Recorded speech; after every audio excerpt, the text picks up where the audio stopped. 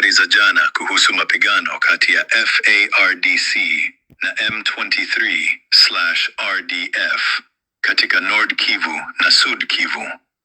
Katika Nord Kivu, taarifa zinaonyesha kuwa juhudi za kufuatilia usitishaji wa mapigano zinaendelea.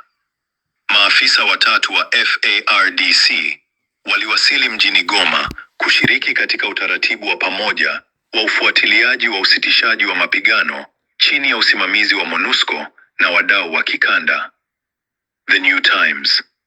Wakati huo huo, ripoti zinaeleza kuwa mapigano bado yanaendelea katika baadhi ya maeneo ya Nord Kivu na Sud Kivu, licha ya juhudi za kidiplomasia za kupunguza vita. The Observer Media Limited, +1. Kwa upande wa FARDC, wanajeshi kadhaa walikamatwa mjini Kalemi kwa madai ya kuacha nafasi zao za mapambano bila ruhusa. Jeshi limesema hatua hiyo inalenga kuimarisha nidhamu wakati operesheni za kijeshi zinaendelea mashariki mwa DRC. The Observer Media Limited. Hakukuwa na taarifa zilizothibitishwa jana kuhusu M23/RDF kuteka mji mpya au FARDC kurejesha eneo kubwa katika Nord Kivu au Sud Kivu jana na leo. Kwa mujibu wa taarifa zilizochapishwa katika saa 24 zilizopita, hakuna tukio jipya kubwa la mapigano lililoripotiwa rasmi jana au leo. Hata hivyo, hali ya usalama inaendelea kuwa tete katika maeneo kadhaa ya Kivu Kaskazini na Kivu Kusini. Reuters +1. Kivu Kaskazini, Nord Kivu. Maeneo kadhaa bado yako chini ya ushawishi wa waasi wa AFC/M23, huku jeshi la DRC, FARDC na makundi wa shirika yakiendelea kuimarisha nafasi zao katika maeneo mengine. Hali ya kibinadamu inaendelea kuwa ngumu kutokana na idadi kubwa ya wakimbizi na ukosefu wa huduma muhimu. OHCHR +1. Ripoti za hivi karibuni zinaonyesha kuwa AFC/M23 inaendelea kuendesha shughuli za kiutawala na hata kushiriki katika uratibu wa hatua za kukabiliana na mlipuko wa Ebola katika maeneo inayoyadhibiti. Reuters. Kivu Kusini, Sud Kivu. Bado kuna mvutano katika maeneo ya Fizi, Mwenga na Uvira ambako makundi yenye silaha yanaendelea. Rwanda inaendelea kutuma majeshi yake katika teritwari ya Lubero, Nord Kivu. Alithibitisha msemaji wa wazalendo wa Grand Nord, Moise Kabunga, katika mahojiano na Afro Infos jana, tarehe 15 Julai 2026. Moise Kabunga alisema wanajeshi wengi wa Rwanda na vifaa vya kivita kama drone na aina nyingi za bunduki kubwa waliingia katika teritwari ya Lubero, Kichumbiro na maeneo mengine mengi tu. Basi, tunakuomba usubscribe, like, comment na share videos kwa wengine wapate habari nzuri za Kiswahili kutoka Kivu Report-75 TV. Pendelevu yako hapa. Hakuna ubaguzi wa rangi wala kabila. Tunasema ukweli wa mambo gisi uko. Marekani iliwaomba viongozi wa Rwanda kuondoa majeshi yake tarehe 15 ya Julai 2026, ambao ni jana. Lakini mpaka sasa, wanajeshi wa Rwanda, badala watoke na kurudi kwao Rwanda, wanazidindo kuongeza idadi ya wa RDF.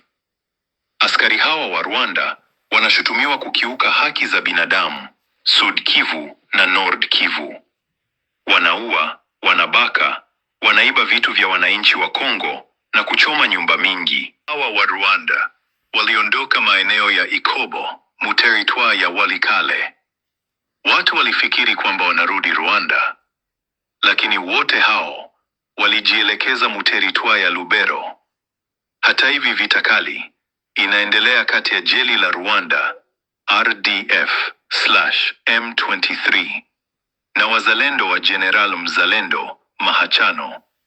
Teritwari ya Masisi, RDF/M23 wamepoteza maeneo mingi wiki iliyopita.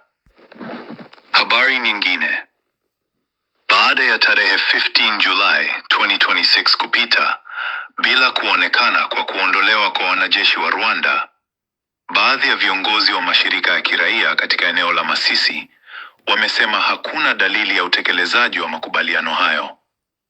Wametoa wito kwa jumuiya ya kimataifa kuchukua hatua zaidi, huku mapigano yakiendelea katika baadhi ya maeneo ya mashariki mwa Jamhuri ya Kidemokrasia ya Kongo. Kwa upande mwingine, taarifa mbalimbali zimeendelea kuripoti mapigano na mabadiliko ya hali ya usalama katika maeneo ya Lubero na Masisi, huku pande zinazohusika zikiendelea kutoa taarifa zinazotofautiana kuhusu hali halisi ya mapigano na udhibiti wa maeneo. Tulimuuliza Idrisa, ambaye ni member wa M23, nini wanawaza kwa mauaji ambao wanafanya kila siku pamoja na jeshi la Rwanda Nord Kivu na Sud Kivu.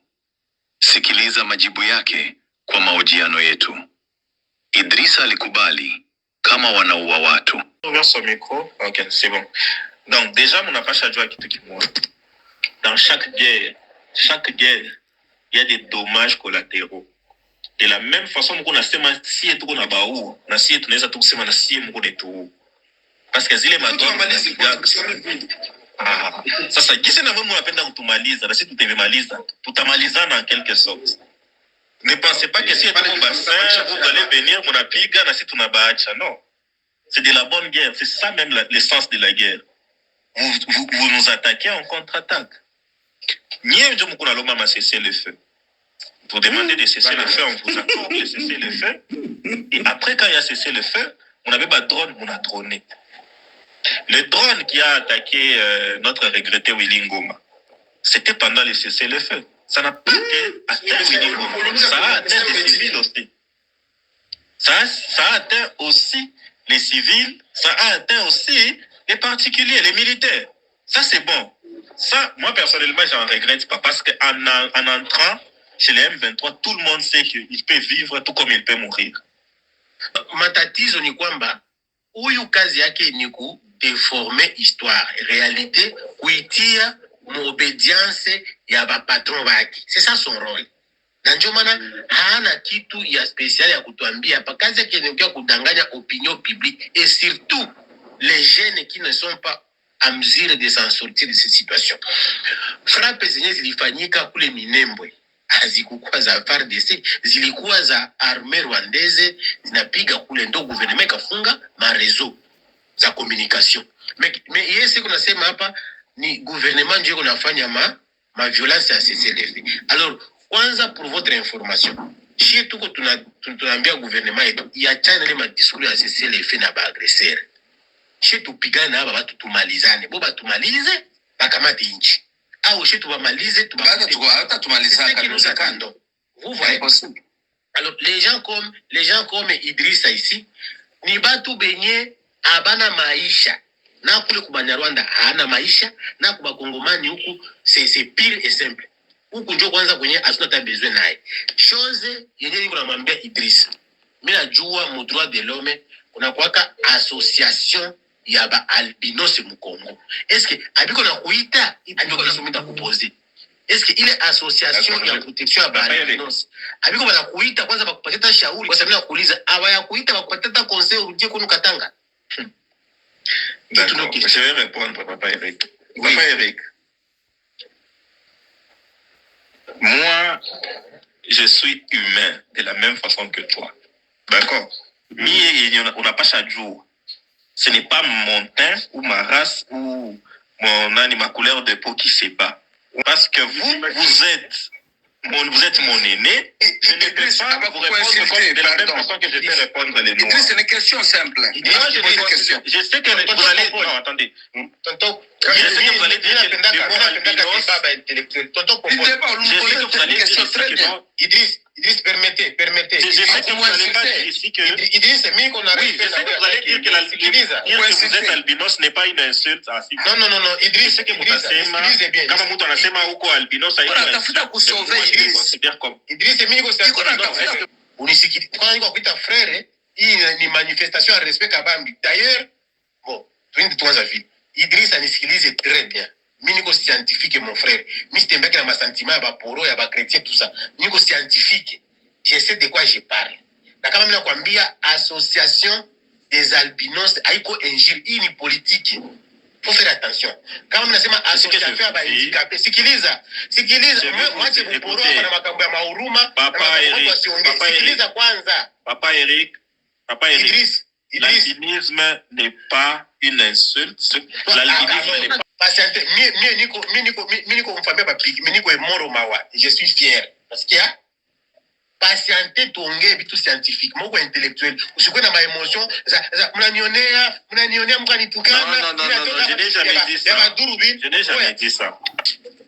Et Dieu te pardonne. Ok, Idrissa nisikize basi ndugu yangu. Nitakuachia parole ungeta hata milele yote, hakuna shida. Twende pole pole. Mimi nakwambia hivi. Association ya ba handicapé, ya ba personnes vivant avec handicap ziko. Association ya aba banani batoto ba psychopathe ziko. Mkongo mimi niko mala mzaire mimi. Na mimi najua kuko association ya protection kwa albinos puisque à un certain moment balikuwa bana bakatakata juu mkwaka déjà kope Tanzanie. Mpaka Tanzanie ka créer l'affaire. Na Congo c'est la même chose. Mimi nakuuliza tu question très simple.